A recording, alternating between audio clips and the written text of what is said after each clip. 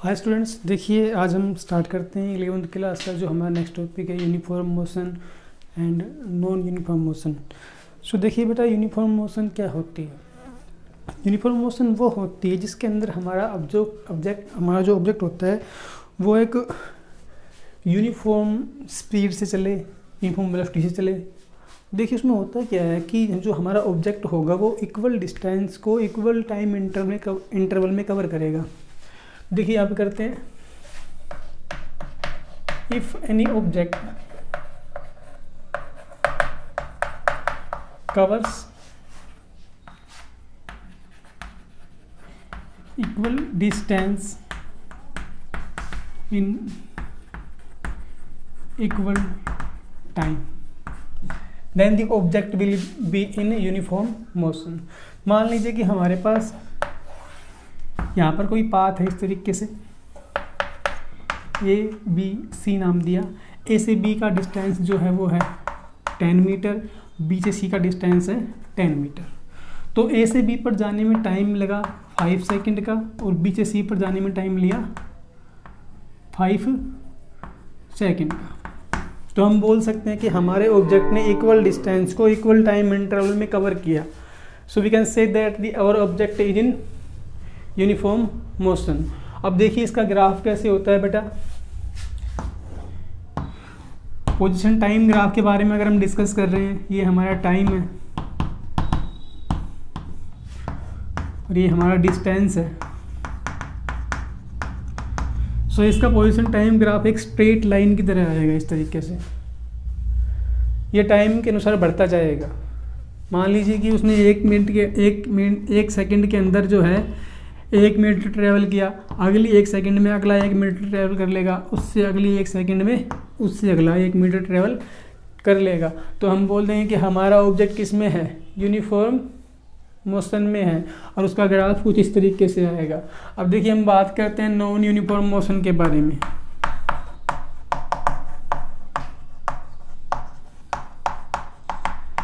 देखिए बेटा, non uniform motion के बारे में बात कर रहे हैं। नॉन यूनिफॉर्म मोशन क्या होती है।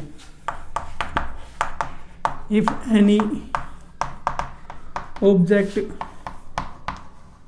covers equal distance in unequal time or unequal distance in equal time। मान लीजिए कि हमारा जो ऑब्जेक्ट है वो इक्वल डिस्टेंस को अनइक्वल टाइम में कवर कर रहा है या फिर इक्वल डिस्टेंस को अनइक्वल टाइम में कवर कर रहा है। तो हम मान लेते हैं कि मान लीजिए हमारा ऑब्जेक्ट जो है वो ए से बी पर गया, जाते वक्त उसने टाइम लिया 10 सेकंड का और वापस आते वक्त उसने टाइम लिया 15 सेकंड का। तो हम बोल रहे हैं कि हमारा ऑब्जेक्ट जाते टाइम और आते टाइम जो उसकी स्पीड थी, जो उसकी मोशन थी, वो कैसी थी, नॉन यूनिफॉर्म मोशन थी। अब मान लीजिए कि हमारे पास कुछ इस तरीके से हमने मान लिया अनइक्वल सेपरेशन ले लिया है, ए बी सी। ए से बी का सेपरेशन मान लीजिए 10 मीटर है और बी से सी का सेपरेशन है 20 मीटर। तो देखिए ए से बी पर जाने में 10 सेकेंड का समय लिया और बी से सी पर जाने में भी 10 सेकेंड का समय लिया। तो देखिए आप देख पा रहे हैं यहाँ पर कि हमारा डिस्टेंस तो डिफरेंट था but time taken by the object क्या था, इक्वल था। तो हम कह सकते हैं कि हमारा जो ऑब्जेक्ट है उसकी मोशन नॉन यूनिफॉर्म थी। और नॉन यूनिफॉर्म मोशन का पोजीशन टाइम ग्राफ कुछ इस तरीके से आता है। टाइम पोजीशन वो आपको एक वेरिएबल इस तरीके से मिल सकता है, एक स्ट्रेट लाइन इस तरीके से नहीं मिलेगी जो कि टाइम के साथ बढ़ रही होती है, बाकी ये कुछ वेरिएबल मिलेगी, चेंज मिलेगी। तो देखिए बेटा, ये होती है हमारी यूनिफॉर्म मोशन, ये होती है हमारी नॉन यूनिफॉर्म मोशन। अब देखिए ग्राफिकल मेथड से करते हैं यूनिफॉर्म मोशन को।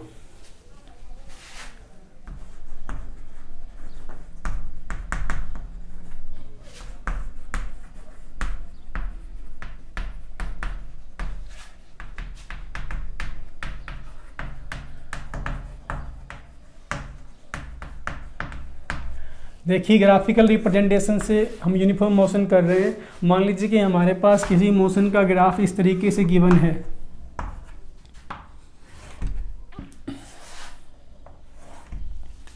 ये हमारा टाइम के लिए, ये हमारा डिस्प्लेसमेंट के लिए। तो हमने माना कि फाइंड कीजिए टाइम t1 और t2 के बीच में उसकी वेलोसिटी क्या रही होगी। टाइम इंटरवल t1 और t2 के बीच में उसकी वेलोसिटी क्या रही होगी। सो देखिए t1 के ऊपर जब था माना कि हमने माना कि जो हमारा ऑब्जेक्ट है उसने x1 जो है डिस्प्लेसमेंट कवर कर लिया था, और जैसे ही वो टाइम t2 की बात करते हैं तो उसने x2 डिस्प्लेसमेंट कवर कर लिया था, हमने ऐसा मान लिया है। सो इन पॉइंट्स को आप नाम दे दीजिए A और B। An object is in uniform motion. अब देखिए हमें यहाँ पर जो इसकी वेलोसिटी निकालनी है, तो वेलोसिटी कैसे निकालेंगे। देखिए जो उसने टाइम ट्रेवल किया, जो उसने टाइम इंटरवल t1 t2 बीच में जो उसने डिस्प्लेसमेंट कवर किया, वो डिस्प्लेसमेंट क्या होगा हमारा। देखिए वो डिस्प्लेसमेंट होगा हमारा AB मान लेते हैं हम। तो इसका स्लोप निकालने के लिए हमने माना ये पॉइंट कोई C है, हमें पता था कि ये D मान लीजिए, ये E मान लीजिए। t2 के ऊपर उसका डिस्टेंस कितना था, डिस्टेंस फॉर t2 कितना मान लिया हमने, BD, जो कि किसके इक्वल था, x2 के इक्वल था। आप देख पा रहे हो यहाँ ओरिजिन से ये x2 है, तो ये भी कितना होगा, ये वाला पोर्शन भी कितना होगा, x2 ही होगा ना। उसके साथ देखिए टाइम t1 के लिए हमने डिस्टेंस मान लिया, डिस्टेंस यहाँ पर गिवन है, कितना आएगा AE, जो कि किसके इक्वल है, x1 के इक्वल है, और ये वाला है। सो देखिए चेंज इन डिस्टेंस या डिस्प्लेसमेंट कितना हुआ है हमारा, चेंज इन डिस्प्लेसमेंट कितना हुआ है, डिस्टेंस कितना हुआ है। यहाँ पर आप कुछ भी ले सकते हो, डिस्टेंस भी ले सकते हो, सॉरी डिस्प्लेसमेंट भी ले सकते हो। देखिए चेंज इन डिस्प्लेसमेंट जो है हमारा वो कितना है,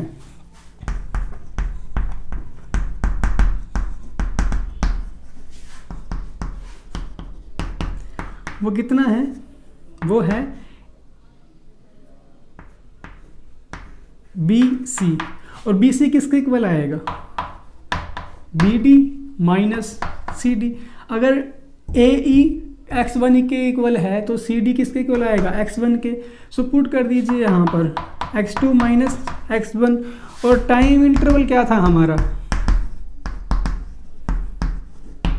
हमारा टाइम इंटरवल था t2 माइनस t1।